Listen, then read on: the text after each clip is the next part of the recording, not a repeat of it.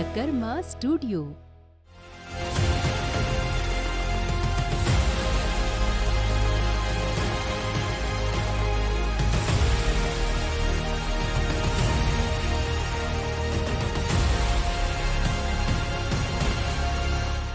नमस्कार दोस्तों, मैं कार्तिकेय ओझा द कर्मा चैनल पर आज आपका एक बार फिर से स्वागत करता हूं। आज मैं आपके लिए बहुत ही रोचक विषय लेकर प्रस्तुत हुआ हूं। वो विषय ये है कि सालों से जहां हमारे देश को मुगलों के या ब्रिटिश शासन काल के दौरान अधीन रहना पड़ा, उस काल चक्र के दौरान हमारे धर्मों के साथ काफ़ी ज़्यादा छेड़छाड़ हुई। इसी का परिणाम है कि आज विश्व भर में सनातन या पुरातन धार्मिक ग्रंथों के सिद्धांतों का उपयोग करके हिंदुओं द्वारा एक दूसरे पर प्रश्न चिन्ह उठाए जा रहे हैं, एक दूसरे पर सवाल किए जा रहे हैं।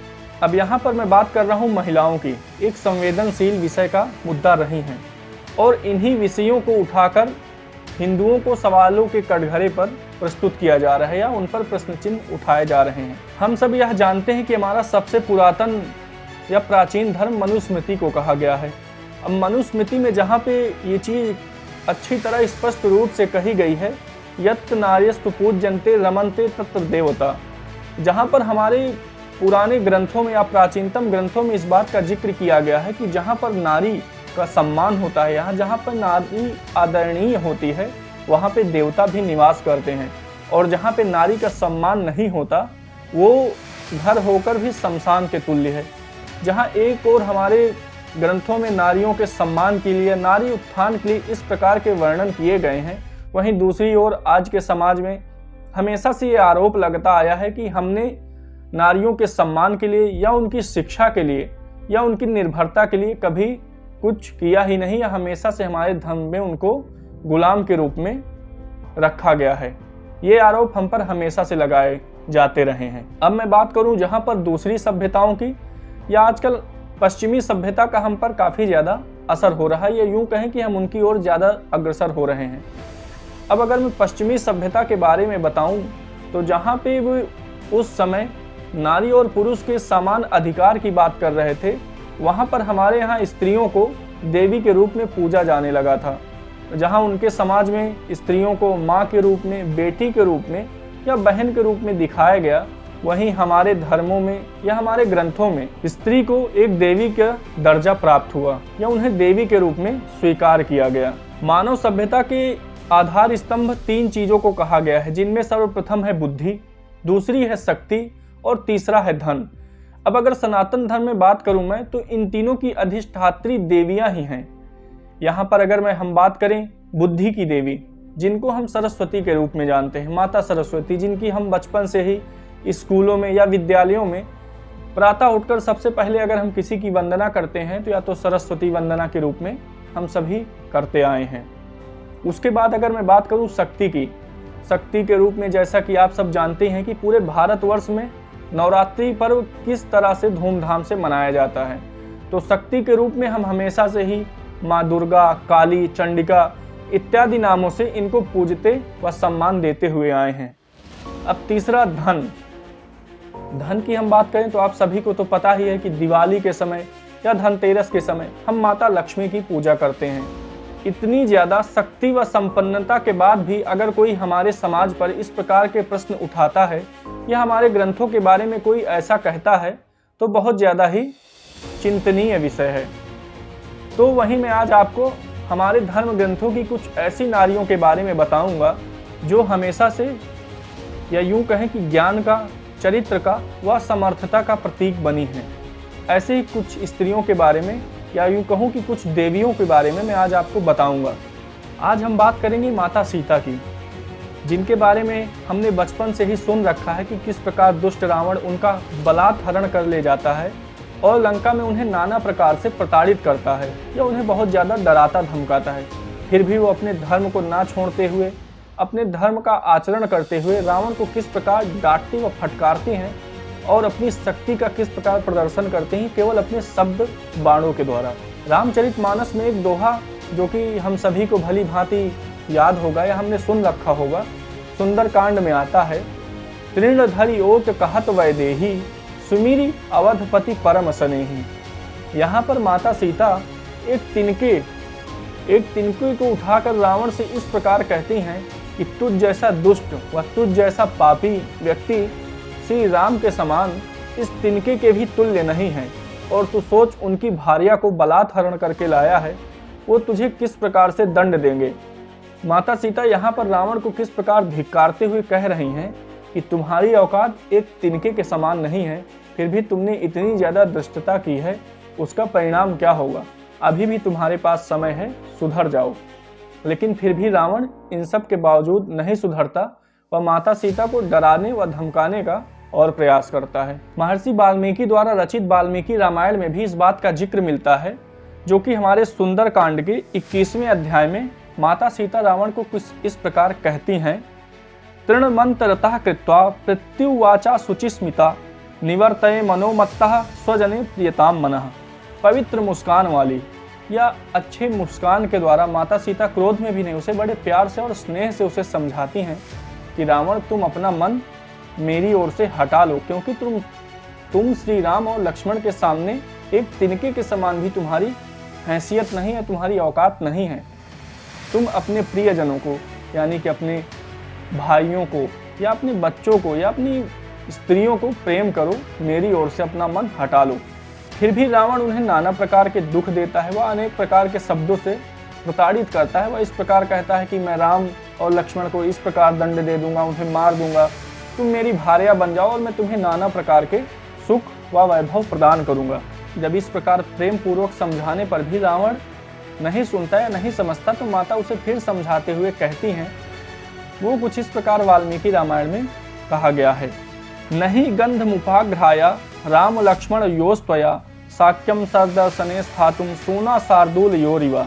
माता सीता रावण को कहती हैं कि जिस प्रकार कोई कुत्ता या कोई और उससे निम्न स्तर का जानवर शेर या सिंह की सुगंध सूंघकर वहां पर टिक नहीं सकता, उसी प्रकार तुम राम लक्ष्मण के सामने पल मात्र भर टिक नहीं पाओगे, या उनसे तुम्हारा 10 मिनट भी अगर युद्ध हुआ तो भी तुम मारे जाओगे। लेकिन फिर भी तुम मेरे समझाने पर नहीं मान रहे हो या नहीं सुधर रहे हो, तो तुम्हारी दुर्गति बहुत ही बेकार तरीके से होने वाली है। यहाँ पर माता सीता फिर रावण को एक बार समझाते हुए फिर से आग्रह करती हैं कि यथा दीप्तश्चमातंगः सशश्चा सहितौ वने तथा दुरद्वद रामः त्वं नीचा शाश्वत स्मृता। माता सीता रावण को फिर से एक बार समझाते हुए कहती हैं, जिस प्रकार जंगल पे कोई मतवाला हाथी या किसी मदोन्मत्त हाथी से कोई खरगोश लड़ने के लिए तैयार होता है, उसी प्रकार रावण ध्रुव श्री राम के सामने है। यह माता सीता इस प्रकार उसे समझाती हैं कि अपने आप को मदोन्मत्त हाथी के सामने मत लेके जाओ, तुम्हारा उनके सामने जाने से बहुत बुरा हाल हो जाएगा, तुम बहुत बुरी तरह से पछाड़ दिए जाओगे। इन सब के बावजूद भी रावण नहीं मानता और अंततः हम क्या देखते हैं कि रावण श्री राम के हाथों मारा जाता है। या यूं कहें कि माता सीता जब रावण की लंका में होती हैं तो अंदर ही रह के एक ऐसा विद्रोह उत्पन्न कर देती हैं जिससे रावण अपने ही लोगों की नज़रों में गिर जाता है। तो यहाँ पर आपने देखा कि किस प्रकार रावण के कैद में होने के बावजूद माता सीता उसी की लंका लगा देती हैं और उससे बिना डरे जब भी वो उनके पास आता है किस प्रकार से उसे लताड़ती हैं और किस प्रकार से डराती हैं। बल्कि हमें हमेशा से ये बताया जाता है कि रावण माता सीता को डरा कर रखता है, लेकिन इन शब्दों के बावजूद हमें तो नहीं लगता कि माता सीता किसी भी प्रकार से डरी हुई थी व रावण किसी भी प्रकार उनको समझा सकता था। अब हम बात करते हैं माता अनुसुईया की या सती अनुसुईया की, जिनके बारे में हमने सुन रखा है। हमारे पुराणों में भी कई कथाएं वर्णित हैं। एक बार क्या होता है कि तीनों देवियां या यूं कहें ब्रह्मा विष्णु महेश तीनों की पत्नियों में ये होड़ मच जाती है या एक प्रकार की प्रतियोगिता मच जाती है कि कौन सबसे बड़ी पतिव्रता नारी इस संसार में है या हमसे बड़ी है या नहीं है। जब इस प्रकार का आपस में उनमें प्रतिद्वंदिता का भाव उत्पन्न हो जाता है तब तीनों देव उनको समझाते हुए कहते हैं कि इस संसार में अगर सबसे बड़ी या सबसे ज़्यादा तप में लीन व पतिव्रता नारी कोई है तो सती अनुसुईया है। इन सब के बावजूद जब उन तीनों देवियों को इस बात पर विश्वास नहीं होता तब स्वयं त्रिदेव उनकी परीक्षा लेने के लिए उनके समक्ष जाते हैं और वह तीनों एक सन्यासी का वेश धारण कर लेते हैं। और जब वो सन्यासी का वेश धारण कर लेते हैं और भिक्षा मांगने के लिए उनके पास जाते हैं और वो भिक्षा लेकर आती हैं, तब वो ब्राह्मण उनको रोक देते हैं और कहते हैं कि माता, हम भिक्षा तभी ग्रहण कर सकते हैं जब आप किसी भी प्रकार का वस्त्र धारण ना करें, तभी हम आपकी ये भिक्षा स्वीकार करेंगे, अन्यथा हम ये भिक्षा स्वीकार नहीं कर पाएंगे। अब एक सती स्त्री के लिए बहुत ही विषम परिस्थिति हो जाती है। तब वो यहाँ पर क्या करती हैं कि तीनों देवों को शिशु के रूप में परिवर्तित कर देती हैं और उनको स्नेह व लालन पालन के द्वारा उनका लालन पालन करना शुरू कर देती हैं। तो यहाँ पर आपने देखा कि किस प्रकार माता या सती अनसुईया के तप के कारण तीनों देवों को देवता के रूप में आना पड़ा उनके समक्ष, और एक बालक के रूप में उन्होंने उनको भिक्षा दी या एक प्रकार से मातृवत्सल प्रदान किया। अब मैं आपको बताऊं, महर्षि वाल्मीकि द्वारा रचित वाल्मीकि रामायण में भी माता अनसुईया का जिक्र मिलता है, और वहाँ पे वो सीता को किस प्रकार सती के आचरण या सती स्त्रियों को किस प्रकार से रहना चाहिए उसके आचार विचार के बारे में उनको पथ प्रशस्त करवाती हैं। और वाल्मीकि रामायण के अयोध्या कांड के 117वें अध्याय में इस श्लोक के माध्यम से कुछ इस प्रकार बताया गया है। रामाय चाच चक्षे ताम तापसिम धर्मचारिणी 10 वर्षान्नावृष्ट्या दग्धे लोके निरंतरम यया मूल फले सृष्टे जाह्नवी चा प्रवर्तिता उग्रणे तपसा युक्ता नियमैश्चाप्यलंकृतः 10 वर्ष सहस्राणि यया तप्तं महत्तपः अनुसूयावतैस्ताता पृथ्व्याश्च निबर्हता। यहाँ पर इन श्लोकों के माध्यम से बताते हैं राम को कि किस प्रकार एक बार 10 वर्ष वर्षा न होने के कारण माता अनसुईया ने अपने सतीत्व के कारण माँ गंगा को भी स्वर्गलोक से यहाँ पर अवतरित कर दिया था। किस प्रकार उन्होंने अपने धर्माचरण व अपने अच्छे कर्मों के द्वारा या अपने तपोबल के द्वारा भगवान शिव को प्रसन्न करके गंगा को धरती पर आने के लिए अवतरित कर लेती हैं। वहीं पर एक और हम देखते हैं कि किस प्रकार भगवान राम के पूर्वज भगीरथ को गंगा लाने के लिए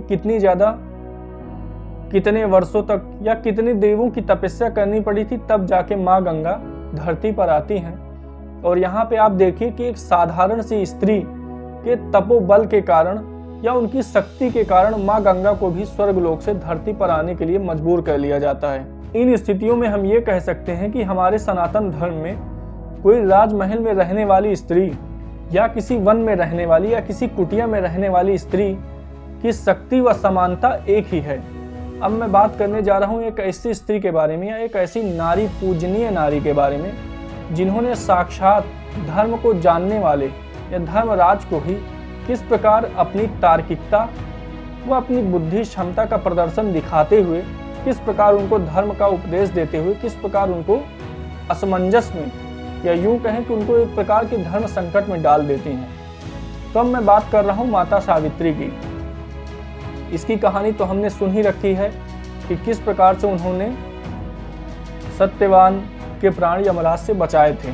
अब होता यूं है कि जब यमराज या यम मृत्यु के देवता हैं जो कि धर्मराज कहे जाते हैं, उनसे ज़्यादा धर्म के बारे में शायद ही कोई जानता हो। जब वो सत्यवान के प्राणों को लेकर चल देते हैं, तब माता सावित्री किस प्रकार उनके पीछे पीछे चलती हैं, और जब यमराज उनसे कहते हैं कि अब तुम जाओ, तुम इसके आगे नहीं जा सकती, और यमराज उनकी पतिव्रता भक्ति के कारण इतने प्रसन्न हो जाते हैं कि उनसे कहते हैं कि तुम कोई एक वरदान मांग लो। तो यहाँ पे उनसे वो सर्वप्रथम वरदान मांगने के लिए कहते हैं, और वो एक वरदान मांगती हैं कि मेरे सास ससुर जो कि अंधे हैं उनकी आंखें लौट आएं। तो यहाँ पे धर्मराज उनको तथास्तु कहकर फिर उनके पति या उनके पति की जीवात्मा को लेकर आगे चलते हैं। तो माता सती फिर उनके पीछे पीछे या माता सावित्री उनके पीछे पीछे चल देती हैं। तब धर्मराज कुछ दूर जाने के बाद उन्हें फिर समझाते हैं, वह सावित्री फिर उन्हें अपने बातों से इस प्रकार कन्विंस कर लेती हैं कि धर्मराज कहते हैं कि तुम कोई दूसरा वर मांग लो। तब वो यहाँ पे कहती हैं कि मेरे सास ससुर जो कि अंधे हैं और उनका राज्य किसी ने छीन लिया है, वो उनको जल्द से जल्द प्राप्त हो जाए, उन्हें फिर से वापस मिल जाए। धर्मराज यहाँ पे फिर उन्हें तथास्तु कहकर चले जाते हैं। फिर उसके बाद जब वो कुछ दूर यमराज के पीछे पीछे फिर जाती हैं, यमराज फिर उनको समझाते हैं कि अब तुम लौट जाओ, आगे का मार्ग अत्यंत कठिन है। तब सावित्री कहती हैं कि अपने तपोबल से या अपनी पति भक्ति के कारण मैं हर एक लोक में आने जाने में सक्षम हूँ, वह यमराज को फिर से उपदेश देने लग जाती हैं। अब आप देखिए, वो धर्म के देवता स्वयं हैं, फिर भी सावित्री उन्हें उपदेश दे रही हैं। उनके उपदेशों से यमराज इतने ज़्यादा प्रभावित हो जाते हैं कि वो उनसे कहते हैं कि तुम फिर कोई एक वरदान मांग लो। यहाँ पर माता सावित्री उनसे कहती हैं कि मेरे माता पिता की कोई संतान नहीं है, तो मैं चाहती हूँ कि मेरे माता पिता को 100 पराक्रमी पुत्र प्राप्त हो।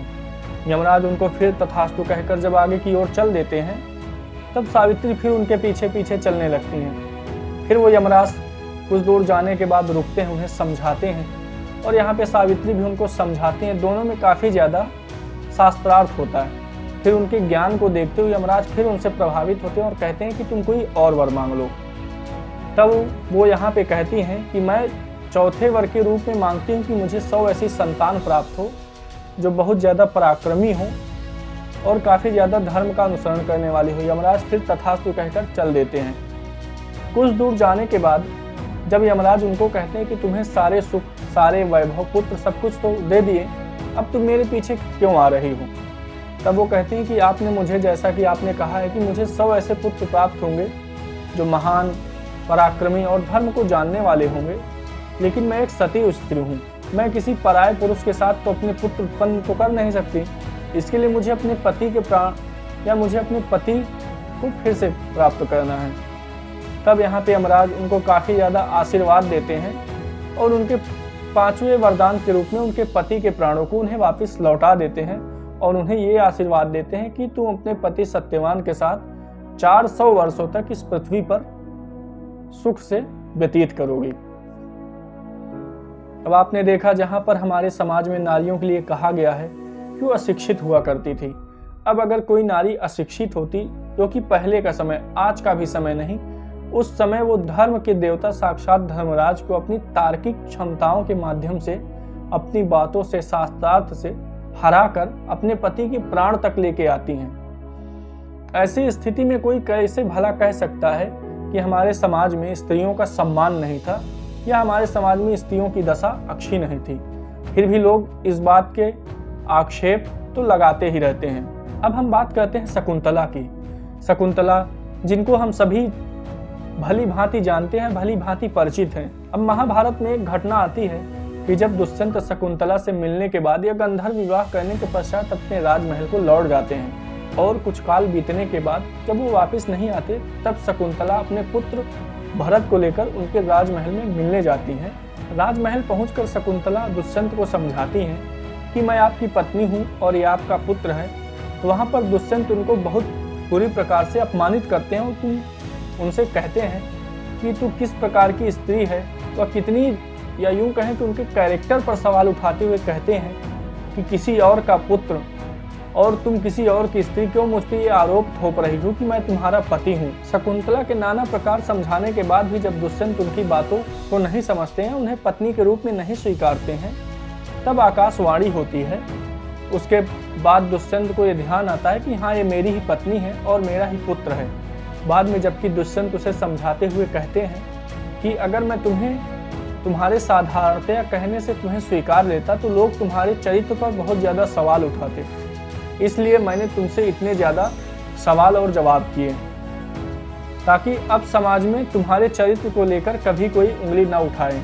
क्योंकि जहाँ पर आप सभी को ध्यान हो कि माता सीता को अग्नि परीक्षा देनी पड़ी थी, तो मैं नहीं चाहता कि तुम्हें किसी भी प्रकार इस समाज की अवहेलनाओं को झेलना पड़े या उनसे तुम्हें क्षति पहुँचे। इसलिए मैंने इस प्रकार से तुम्हें समाज के द्वारा या दैव के द्वारा हुई आकाशवाणी के द्वारा मैंने तुम्हें अपनाया है, ताकि ये लोग कभी तुम्हारे चरित्र पर कोई सवाल ना उठा सकें। तो यहाँ प्रकार किस प्रकार एक साधारण से आश्रम में रहने वाली स्त्री भी अपने पौरुष और पराक्रम के द्वारा या अपने धर्म और ज्ञान के द्वारा अपना स्थान व अपने अधिकार को प्राप्त करती है। इसके बाद हमारे महाभारत जैसे ग्रंथ में एक बहुत ही ज़्यादा चर्चित विषय है गांधारी का। भला गांधारी को कौन नहीं जानता। दुर्योधन जैसे आताताई पुत्र की माता होना भी बड़ी गर्व की बात है, और उसके बावजूद भी वो हमेशा से ही दुर्योधन को अच्छे मार्ग पे चलने के लिए कहती थी, हमेशा ही महाराजा धृतराष्ट्र को भी अच्छी नीतियों का ज्ञान दिया करती थी। गांधारी के बारे में महाभारत में भी कहा गया है कि जब महाभारत का युद्ध समाप्त होता है तो गांधारी शोक से इतनी ज़्यादा व्याकुल हो जाती है कि वो भगवान कृष्ण को सभी को सबों को दिखाती हुई बताती कि देखिए इनकी पत्नी है, ये उनकी पुत्री है, ये इनकी भार्या है और इनके पतियों के किसी के हाथ कटे हैं, किसी का सर फटा हुआ है और कोई इतना ज़्यादा घायल है कि उसके शरीर के अंगों को ढूंढना भी मुश्किल हो रहा है। इस प्रकार से गांधारी जब अपने बंधु बांधवों के शवों को देखती हैं और इतना ज़्यादा क्रोध कर लेती हैं कि वो अपने सामने अपने समक्ष प्रस्तुत हुए नारायण रूप भगवान कृष्ण को भी श्राप दे देती हैं। यहाँ पे महाभारत के श्राद्ध पर्व में गांधारी भगवान कृष्ण को श्राप देते हुए कहती हैं, त्वमप्युपस्थिते वर्षे शरत्रिंशे मधुसूदना हत ज्ञातिर्हतामत्यो हत पुत्रो वने चरः अनाथवद विज्ञातो लोके स्वानभलक्षितः कुत्सितेनाभ्युपायेना निधनम समाप्य शशि। यहाँ पे किस प्रकार गांधारी भगवान कृष्ण को, जो कि साक्षात नारायण का रूप होते हैं, क्रोधवश उनको भी श्राप देती हैं कि जिस प्रकार मेरे पुत्र कौरव और पांडव आपस में लड़कर मर गए हैं, आज से ठीक 36 वर्ष के बाद आपका भी समस्त कुल इसी प्रकार लड़कर मर जाएगा। और जैसा कि हम सभी जानते हैं कि महाभारत के कुछ वर्षों के बाद ही यदुवंश का भी विनाश हो जाता है। तो किस प्रकार एक साधारण स्त्री के श्राप के द्वारा नारायण को भी उस श्राप के ग्रास से कोई बचा नहीं पाया, या यूं कहें कि वो अपने भी वंश की रक्षा नहीं कर पाते हैं। तो जहां पर हमारे सनातन धर्म में या वेदों में भी कई ऐसी स्त्रियों का जिक्र आता है कि शिक्षा के दम पर कितनी ज़्यादा ऋचाएं लिखी, या हमारे पुराणों में जिक्र आता है या उनका वर्णन है कि अपने तपोबल से या अपने सतीत्व के कारण किस प्रकार उन्होंने ऐसे ऐसे कार्य किए जो नॉर्मल जीव के लिए असंभव से प्रतीत होते हैं। इन सब के बावजूद भी लोग ये कहने से नहीं चूकते हैं कि हिंदू समाज में हमेशा से नारियां प्रताड़ित होती रही हैं। अब मैं बात करूं दोस्तों कि आधुनिक युग में जहां पर अन्य सभ्यताओं के द्वारा सनातन धर्म में हमेशा से आक्षेप किया जा रहा है कि नारियों को हमेशा पीछे रखा गया है, या नारियों को किसी भी प्रकार का सम्मान प्राप्त नहीं है, या उन्हें कहीं किसी भी उच्च स्थान का दर्जा नहीं दिया गया। तो मैं आपको बता दूं कि अन्य सभ्यताओं में अगर कुछ गिनी चुनी ही महिलाएं होंगी जो अपने सर्वोच्च शिखर को प्राप्त हुई होंगी, चाहे वो चर्च का पोप हो या कोई पुजारी हो। यहाँ पे हमेशा से ही किसी आदमी को ही रखा गया है, जबकि हमारे सनातन धर्म में कई ऐसी विदुषियाँ भी हैं या कई ऐसी विद्वत महिलाएं भी हैं जो धर्म का उपदेश देती हैं। आज के समय में भी कई ऐसी महिलाएं हैं जो लोगों को धर्म का आचरण करना सिखाती हैं, उनको धर्म का उपदेश देती हैं। वहीं अन्य सभ्यताओं में जहां 8 मार्च को विश्व में महिला दिवस के रूप में मनाया जाता है, तो मैं आपको बता दूं कि हमारे सनातन धर्म में महिला किसी दिन व विशेष के दिन नहीं पूजी जाती थी, बल्कि हमेशा से ही पूजनीय व सम्मानित रही हैं। हमारे घरों में छोटे से छोटे अवसरों पर छोटी कन्या को नवदुर्गा के रूप में नवदुर्गा के रूप में उनका पूजा किया जाना, या अपने घर में हमेशा से माताओं बहनों का सम्मान करना, या हमारी अधिष्ठात्री देवियों का पूजन करना, ये सब हमारी सभ्यताओं में शामिल रहा है। आदिकाल से ही हमारे यहाँ नारियों को नॉर्मल स्त्रियों की तरह कभी रखा ही नहीं गया, उनको ईश्वरीय शक्ति के रूप में हमेशा से सम्मानित व उच्च दर्जा प्रदान किया गया है। हमारी संस्कृति हमारे लिए गौरव का विषय है और हमारा ये दायित्व बनता है या हमारा ये कर्तव्य बनता है कि हम अपनी संस्कृति का ज़्यादा से ज़्यादा प्रचार करें व समाज में इसके प्रति जो लोगों में कुछ गलत फहमियाँ या गलत स्थिति बनी हुई है उसको दूर करें, और अपने सनातन धर्म के उत्थान के लिए और इसके होते हुए पतन को रोकने के लिए हमें ज़्यादा से ज़्यादा प्रयास करने चाहिए, और लोगों के जाकर या जनमानस तक पहुंचकर हमें इसका प्रचार व प्रसार करना चाहिए। धन्यवाद।